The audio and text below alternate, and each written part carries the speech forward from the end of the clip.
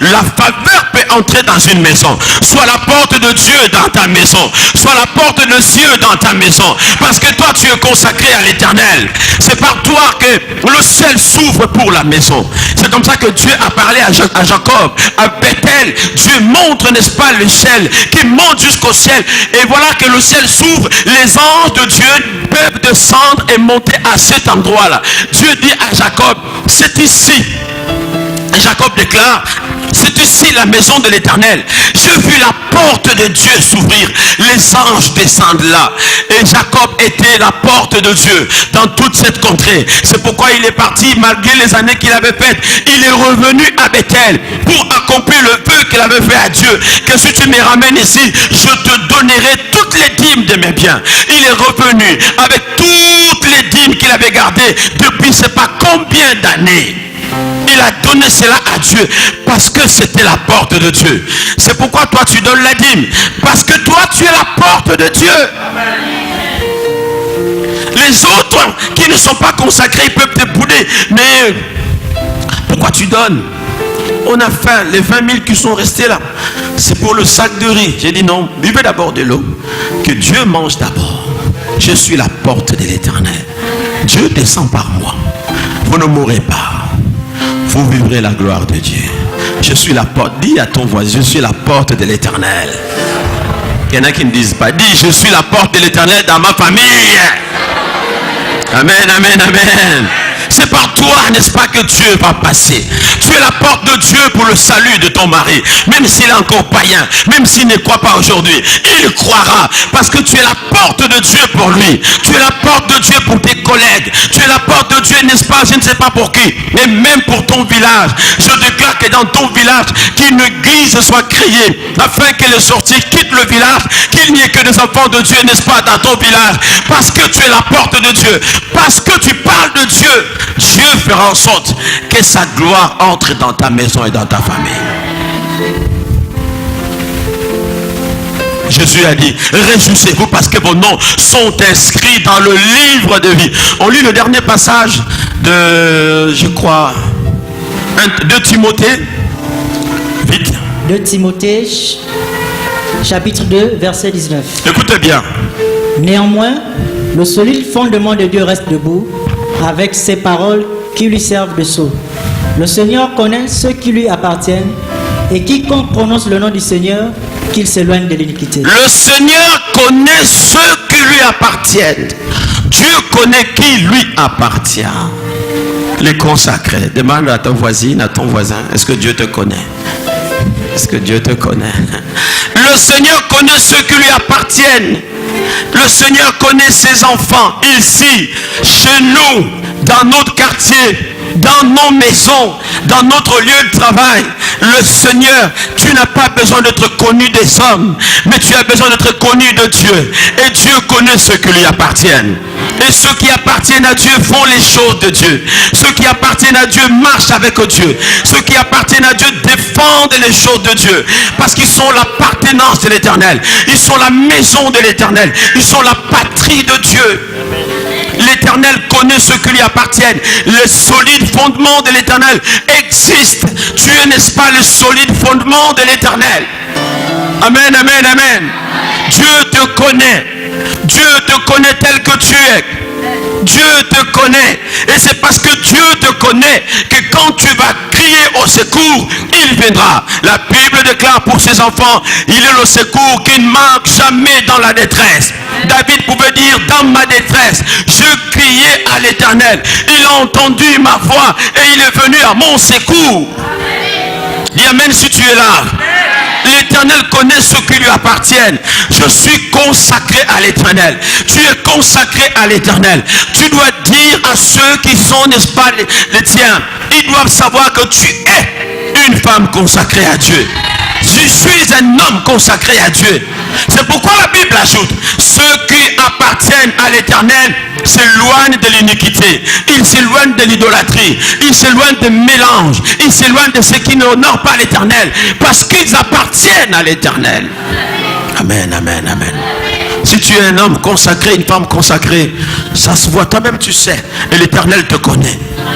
Si l'Éternel te connaît, sache que partout, toute la terre appartient à l'Éternel. Où que tu sois, où que tu arrives, même si tu es parti à l'étranger, dis-toi que là où je vais arriver, c'est la terre de mon Père. Tous les pays appartiennent à mon Père. Toutes les banques appartiennent à mon Père. L'or et l'argent lui appartiennent. Si je suis dans le besoin, je suis dans le manquement, je ne vais pas crier n'importe où, je vais d'abord crier à l'Éternel. Et l'Éternel est capable de m'envoyer quelqu'un. Il est capable de mettre quelqu'un sur mon chemin. Parce que je lui suis consacré. Amen, amen, amen. Je suis consacré. Je suis un homme consacré. Jeunes gens, consacrez-vous à l'Éternel. Donnez votre vie à Jésus depuis votre jeune âge. Servez l'Éternel. Marchez avec Dieu.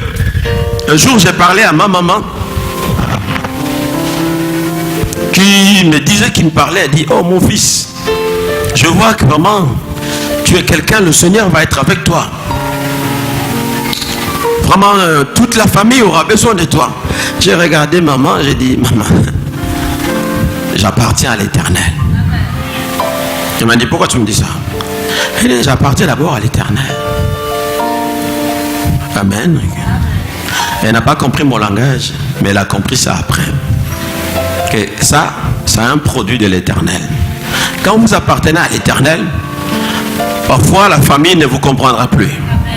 Amen. Surtout quand vous allez beaucoup plus loin, en servant l'Éternel comme je le sais aujourd'hui. Parfois, vous n'êtes plus compris par certaines personnes. Votre appartenance à l'Éternel, les autres ne comprendront pas. Mais vous, vous savez que vous appartenez à l'Éternel. Tu n'as pas peur parce que tu travailles avec des rosicruciens, avec des magiciens. Non, tu n'as pas peur d'eux. Tu dis, je suis là, le représentant de Dieu. Petit décor, me poussant en esprit. Amen, amen, amen. Au milieu de ceux-là qui se voient comme, n'est-ce pas, les dieux de ce monde, toi tu dis, j'appartiens à l'Éternel. Dans ton bureau, tu es le représentant de l'Éternel. Dans la fonction publique, tu es le représentant de Dieu là où tu es. À l'école, tu es le représentant de Dieu.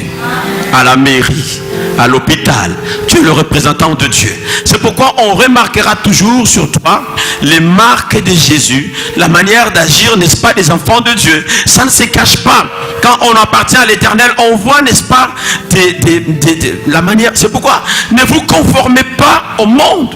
Ne soyez pas comme eux. Ne les imitez pas, que eux, ils vous imitent. Vous n'imitez pas le mal que eux ils font. Sinon votre appartenance à Dieu est confuse. Et ça crée confusion, vous risquez de devenir une chauve-souris, c'est pas bon. Demeurez l'enfant de Dieu que vous êtes. Amen. Chantez même quand ça ne va pas bien. Louez l'Éternel, glorifiez-le, bénissez-le. Ne vous fâchez pas contre Dieu. Ça c'est très dangereux. J'ai arrêté de prier pour une sœur qui à chaque fois parlait du mal de Dieu. Une sœur chrétienne. Ah, Dieu, il n'a qu'à me laisser tranquille. Elle dit, tu parles comme ça de mon patron. Un jour, elle m'a dit, mais pourquoi Dieu m'a fait ça?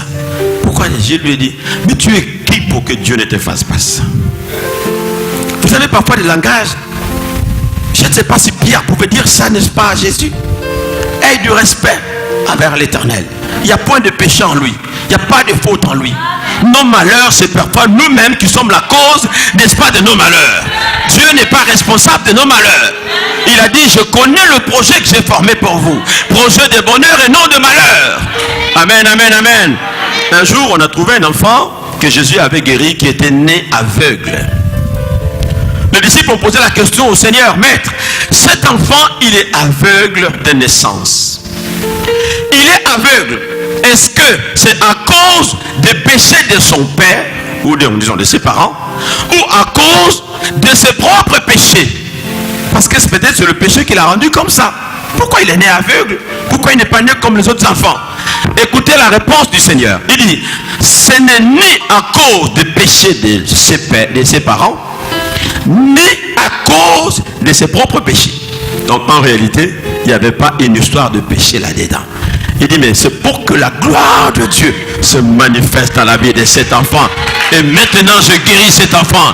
Et je déclare qu'au nom de Jésus, là où tu as cherché, la cause tu n'as pas trouvé, dis Seigneur, je n'ai pas trouvé la cause, je ne sais pas. Est-ce que c'est à cause des péchés de mes parents? Est-ce que c'est à cause de mes propres fautes? Je ne sais pas, je ne trouve pas la réponse. Tout ce que je veux maintenant, je vais voir ta gloire. Manifeste ta gloire dans ma vie. Quand on a cherché, on n'a pas trouvé, on réclame une seule chose, que la gloire de Dieu se manifeste, que ma vie change parce que j'appartiens à l'éternel, je me suis donné à l'éternel, que la gloire de Dieu se manifeste dans ma vie. Amen. Je veux m'enraciner en toi, Jésus est. Quand viendront le vent et la tempête, donnez-moi de résister. Je vais m'enraciner.